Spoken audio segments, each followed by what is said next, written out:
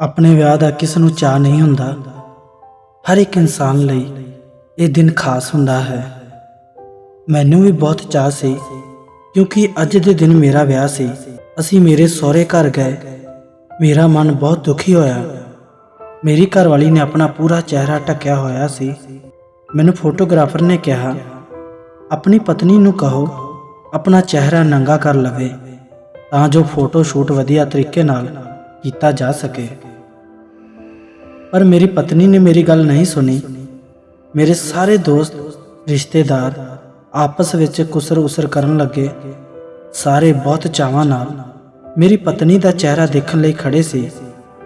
ਮੈਂ ਆਪਣੀ ਪਤਨੀ ਨੂੰ ਬਾਰ-ਬਾਰ ਆਪਣਾ ਚਿਹਰਾ ਨੰਗਾ ਕਰਨ ਲਈ ਕਹਿ ਰਿਹਾ ਸੀ, ਪਰ ਉਸਨੇ ਮੇਰੀ ਇੱਕ ਨਾ ਸੁਣੀ।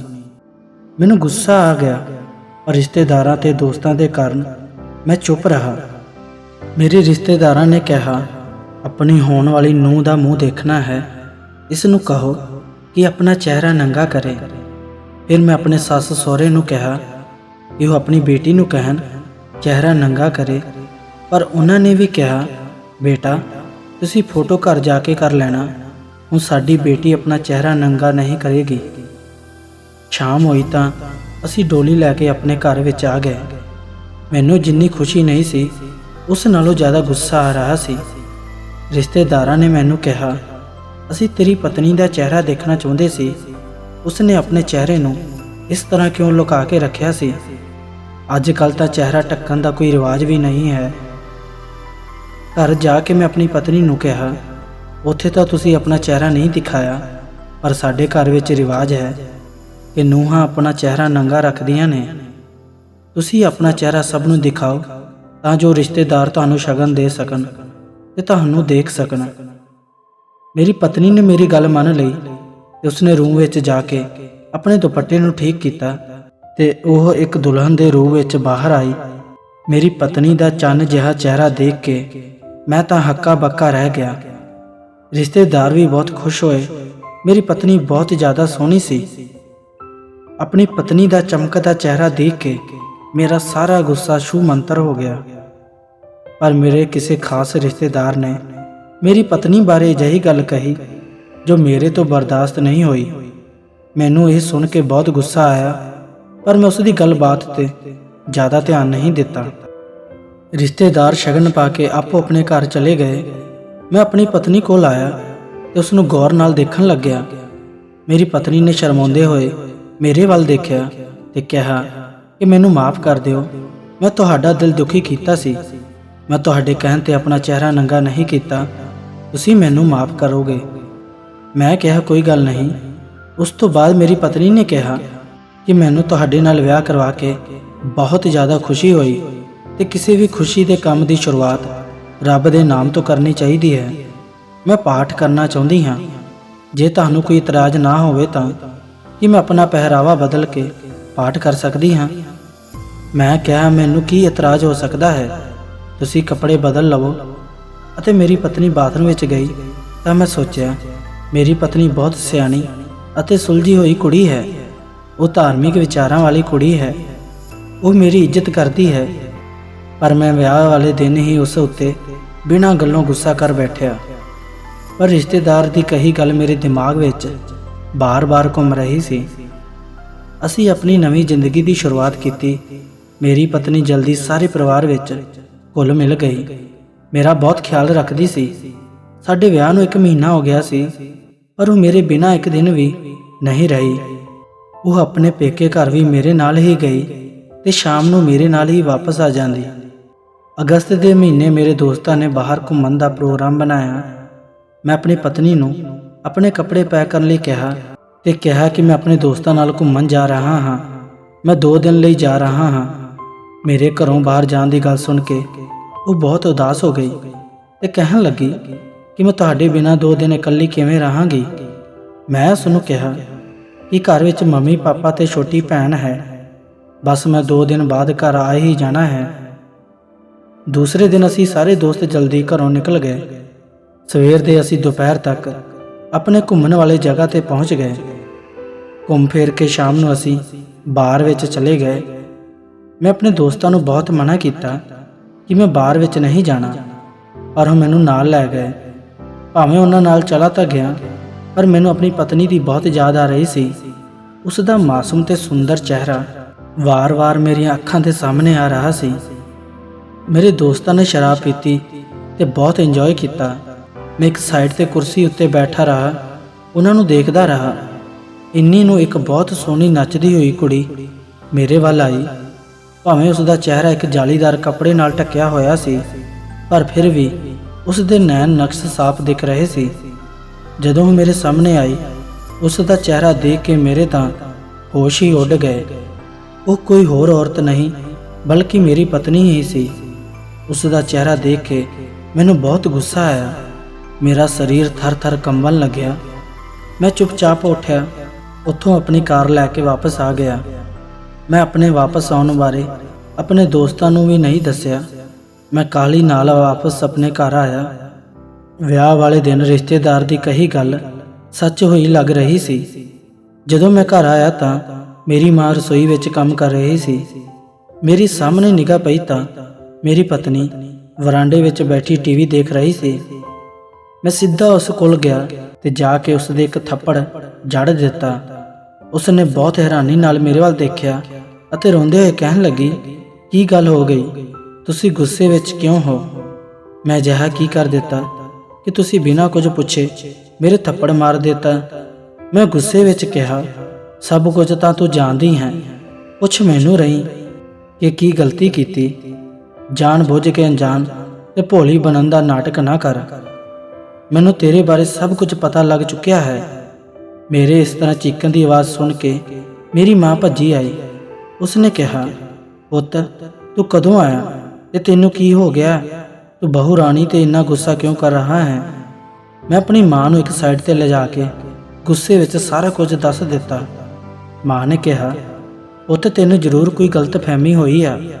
ਜਦੋਂ ਦਾ ਤੂੰ ਗਿਆ ਨਹੁੰ ਰਾਣੀ ਤਾਂ ਮੇਰੇ ਕੋਲ ਹੀ ਹੈ, ਇਹ ਤਾਂ ਘਰੋਂ ਬਾਹਰ ਹੀ ਨਹੀਂ ਗਈ।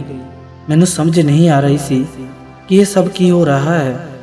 ਮੈਂ ਆਪਣੀ ਮਾਂ ਨੂੰ ਕਿਹਾ, ਮਾਂ ਮੇਰੀਆਂ ਅੱਖਾਂ ਤੋਂ ਔਖਾ ਕਿਵੇਂ ਖਾ ਸਕਦੀਆਂ ਨੇ? ਮੈਂ ਸੱਚਮੁੱਚ ਇਸ ਨੂੰ ਦੇਖਿਆ ਹੈ, ਡਾਂਸ ਕਰਦੀ ਨੂੰ। ਮੇਰੀ ਮਾਂ ਮੇਰੀ ਗੱਲ ਸੁਣਨ ਨੂੰ ਬਿਲਕੁਲ ਤਿਆਰ ਨਹੀਂ ਸੀ।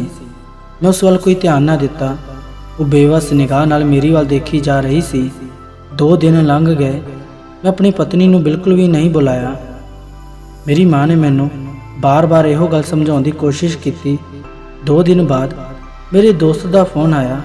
ਉਸਨੇ ਮੈਨੂੰ ਕਿਹਾ, ਯਾਰ ਜਦੋਂ ਦਾ ਤੂੰ ਸਾਨੂੰ ਬਿਨਾਂ ਦੱਸੇ ਟੂਰ ਤੋਂ ਵਾਪਸ ਆਇਆ, ਨਾ ਤਾਂ ਤੇਰਾ ਫੋਨ ਲੱਗ ਰਿਹਾ ਨਾ ਹੀ ਤੂੰ ਫੋਨ ਕੀਤਾ।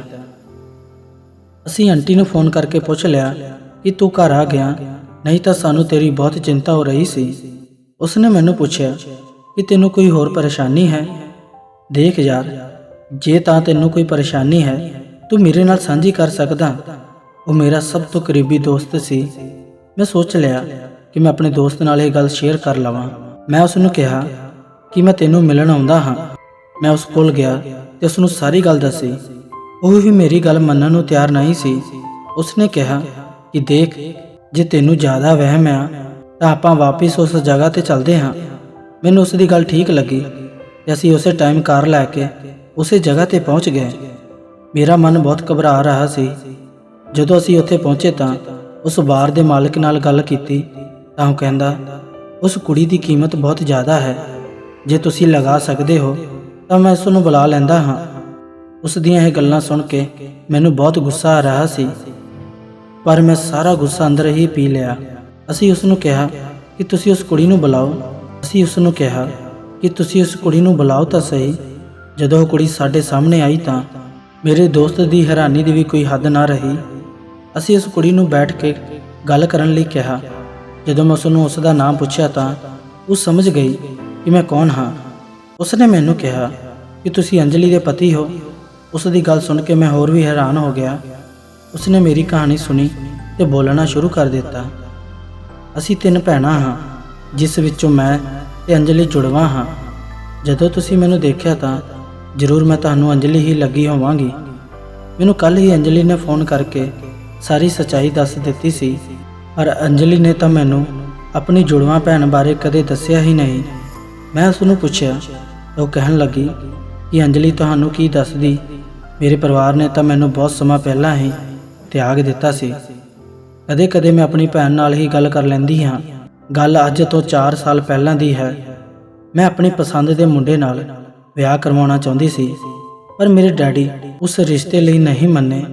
ਫਿਰ ਉਸ ਮੁੰਡੇ ਨਾਲ ਮੈਂ ਵਿਆਹ ਕਰਵਾ ਲਿਆ ਅਤੇ ਅਸੀਂ ਇੱਥੋਂ ਆ ਗਏ। ਪਰ ਉਸ ਮੁੰਡੇ ਨੇ ਮੈਨੂੰ ਧੋਖਾ ਦਿੱਤਾ। ਉਸਨੇ ਮੈਨੂੰ ਇਸ ਨਰਕ ਭਰੀ ਜ਼ਿੰਦਗੀ ਵਿੱਚ ਸੁੱਟ ਦਿੱਤਾ। ਮੈਂ ਬਹੁਤ ਵਾਰ ਇੱਥੋਂ ਭੱਜਣ ਦੀ ਵੀ ਕੋਸ਼ਿਸ਼ ਕੀਤੀ, ਪਰ ਕਦੀ ਵੀ ਸਫਲ ਨਾ ਹੋ ਸਕੇ। ਹੁਣ ਮੈਂ ਇਸ ਨਰਕ ਨੂੰ ਹੀ ਆਪਣੀ ਜ਼ਿੰਦਗੀ ਸਮਝ ਕੇ ਇਸ ਨੂੰ ਜੀ ਰਹੀ ਹਾਂ। ਵਿਆਹ ਤੋਂ ਪਹਿਲਾਂ ਅੰਜਲੀ ਦੀ ਭੈਣ ਨੇ ਮੈਨੂੰ ਫੋਨ ਕੀਤਾ ਸੀ ਤੇ ਤੁਹਾਡੇ ਵਿਆਹ ਬਾਰੇ ਵੀ ਦੱਸਿਆ ਸੀ। ਵਿਆਹ ਦੇ ਸਮੇਂ ਉਸਨੇ ਇਸ ਕਰਕੇ ਮੂੰਹ ਲੁਕਾ ਕੇ ਰੱਖਿਆ ਸੀ ਕਿ ਕਿਤੇ ਕਿਸੇ ਨੂੰ ਮੇਰਾ ਭੁਲੇਖਾ ਨਾ ਪੈ ਜਾਵੇ। ਉਹ ਬੋਲ ਰਹੀ ਸੀ ਤੇ ਮੈਂ ਚੁੱਪਚਾਪ ਬੈਠਾ ਉਸ ਦੀਆਂ ਗੱਲਾਂ ਸੁਣੀ ਜਾ ਰਿਹਾ ਸੀ। ਉਸ ਦੀਆਂ ਗੱਲਾਂ ਸੁਣਨ ਤੋਂ ਬਾਅਦ ਮੈਨੂੰ ਆਪਣੇ ਆਪ ਤੇ ਬਹੁਤ ਗੁੱਸਾ ਆਇਆ, ਕਿਉਂਕਿ ਮੈਂ ਆਪਣੀ ਪਤਨੀ ਤੇ ਸ਼ੱਕ ਕੀਤਾ। ਮੈਂ ਉਸ ਨੂੰ ਕਿਹਾ ਕਿ ਜੇ ਤੂੰ ਇਸ ਜ਼ਿੰਦਗੀ ਚੋਂ ਨਿਕਲਣਾ ਚਾਹੁੰਦੀ ਹੈ ਤਾਂ ਮੈਂ ਤੇਰੀ ਮਦਦ ਕਰਾਂਗਾ। ਇਹ ਸਭ ਗੱਲਾਂ ਕਰਨ ਤੋਂ ਬਾਅਦ ਅਸੀਂ ਵਾਪਸ ਘਰ ਆ ਗਏ। ਆ ਕੇ ਮੈਂ ਆਪਣੀ ਪਤਨੀ ਤੇ ਆਪਣੀ ਮਾਂ ਤੋਂ ਮਾਫੀ ਮੰਗੀ ਤੇ ਉਹਨਾਂ ਦੇ ਗੱਲ ਲੱਗ ਕੇ ਬਹੁਤ ਰੋਇਆ। ਮੈਂ ਅੰਜਲੀ ਨੂੰ ਕਿਹਾ ਕਿ ਆਪਾਂ ਮੰਮੀ ਪਾਪਾ ਨਾਲ ਗੱਲ ਕਰਕੇ ਉਸ ਦੀ ਭੈਣ ਨੂੰ ਉਸ ਨਰਕ ਭਰੀ ਜ਼ਿੰਦਗੀ ਵਿੱਚੋਂ ਕੱਢ ਸਕਦੇ ਹਾਂ। ਦੂਸਰੇ ਦਿਨ ਅਸੀਂ ਅੰਜਲੀ ਦੇ ਘਰ ਗਏ। ਉਸ ਦੇ ਮੰਮੀ ਪਾਪਾ ਨਾਲ ਇਸ ਬਾਰੇ ਗੱਲ ਕੀਤੀ। ਮੈਂ ਉਹਨਾਂ ਨੂੰ ਕਿਹਾ ਕਿ ਵੈਸੇ ਤਾਂ ਤੁਸੀਂ ਮੇਰੇ ਨਾਲੋਂ ਵੱਡੇ ਅਤੇ ਸਮਝਦਾਰ ਹੋ, ਪਰ ਜੇ ਬੱਚੇ ਗਲਤੀ ਕਰਕੇ ਉਸ ਗਲਤੀ ਤੋਂ ਵਾਪਸ ਮੁੜਨਾ ਚਾਹੁੰਦੇ ਹਨ ਤਾਂ ਮਾਂ-ਬਾਪ ਨੂੰ ਬੱਚਿਆਂ ਦੀ ਗੱਲ ਮੰਨਣੀ ਚਾਹੀਦੀ ਹੈ ਤੇ ਉਹਨਾਂ ਦਾ ਸਾਥ ਦੇਣਾ ਚਾਹੀਦਾ ਹੈ। ਉਹਨਾਂ ਨੇ ਮੇਰੀ ਗੱਲ ਮੰਨ ਲਈ ਤੇ ਅਸੀਂ ਸਾਰੇ ਜਾ ਕੇ ਅੰਜਲੀ ਦੀ ਭੈਣ ਨੂੰ ਵਾਪਸ ਲੈ ਆਏ। ਮਜਬੂਰੀ ਬਸ ਇਹੋ ਜਿਹੀ ਜ਼ਿੰਦਗੀ ਵਿੱਚ ਰਹਿਣ ਕਰਕੇ ਉਸ ਸਦਮੇ ਵਿੱਚ ਚਲੀ ਗਈ ਸੀ। ਕੁਝ ਮਹੀਨੇ ਉਸ ਦੀ ਕਾਉਂਸਲਿੰਗ ਕਰਵਾਉਣ ਤੋਂ ਬਾਅਦ ਅਸੀਂ ਉਸ ਦਾ ਵਿਆਹ ਕੈਨੇਡਾ ਵਿੱਚ ਰਹਿੰਦੇ ਹੋਏ ਇੱਕ ਮੁੰਡੇ ਨਾਲ ਕਰ ਦਿੱਤਾ। ਹੁਣ ਉਹ ਆਪਣੀ ਜ਼ਿੰਦਗੀ ਵਿੱਚ ਬਹੁਤ ਖੁਸ਼ ਹੈ ਤੇ ਆਪਣਾ ਅਤੀਤ ਭੁੱਲ ਚੁੱਕੀ ਹੈ। ਹੁਣ ਸਾਡੇ ਵਿਆਹ ਨੂੰ ਵੀ 1 ਸਾਲ ਹੋ ਗਿਆ ਸੀ ਤੇ ਅੰਜਲੀ ਨੇ ਵੀ ਇੱਕ ਬੱਚੇ ਨੂੰ ਜਨਮ ਦਿੱਤਾ ਜੋ ਕਿ ਬਹੁਤ ਹੀ ਪਿਆਰਾ ਸੀ। ਅਸੀਂ ਆਪਣੇ ਬੇਟੇ ਦਾ ਨਾਮ ਪ੍ਰਿੰਸ ਰੱਖਿਆ ਤੇ ਹੁਣ ਅਸੀਂ ਸਾਰੇ ਇੱਕ ਦੂਜੇ ਨੂੰ ਖੁਸ਼ੀ-ਖੁਸ਼ੀ ਮਿਲਦੇ ਹਾਂ, ਆਪਣੀ ਜ਼ਿੰਦਗੀ ਜੀ ਰਹੇ ਹਾਂ। ਦੋਸਤੋ, ਉਮੀਦ ਕਰਦਾ ਹਾਂ ਤੁਹਾਨੂੰ ਇਹ ਕਹਾਣੀ ਬਹੁਤ ਪਸੰਦ ਆਈ ਹੋਵੇਗੀ। ਕਹਾਣੀ ਸੁਣਨ ਲਈ ਤੁਹਾਡਾ ਧੰਨਵਾਦ ਜੀ। ਕਹਾਣੀ ਚੰਗੀ ਲੱਗੀ ਤਾਂ ਲਾਈਕ ਸ਼ੇਅਰ ਜ਼ਰੂਰ ਕਰਿਓ। ਰੂਹਾਨੀ ਸੋਚ ਚੈਨਲ ਨੂੰ ਸਬਸਕ੍ਰਾਈਬ ਕਰਨਾ ਬਿਲਕੁਲ ਨਾ ਭੁੱਲਣਾ ਤੇ ਬੈਲ ਬਟਨ ਨੂੰ ਜ਼ਰੂਰ ਦਬਾ ਦੇਣਾ ਤਾਂ ਜੋ ਹਰ ਇੱਕ ਨਵੀਂ ਕਹਾਣੀ ਤੁਹਾਡੇ ਤੱਕ ਆ ਸਕੇ। ਮਿਲਦੇ ਹਾਂ ਇੱਕ ਨਵੀਂ ਕਹਾਣੀ ਦੇ ਨਾਲ। ਧੰਨਵਾਦ ਜੀ।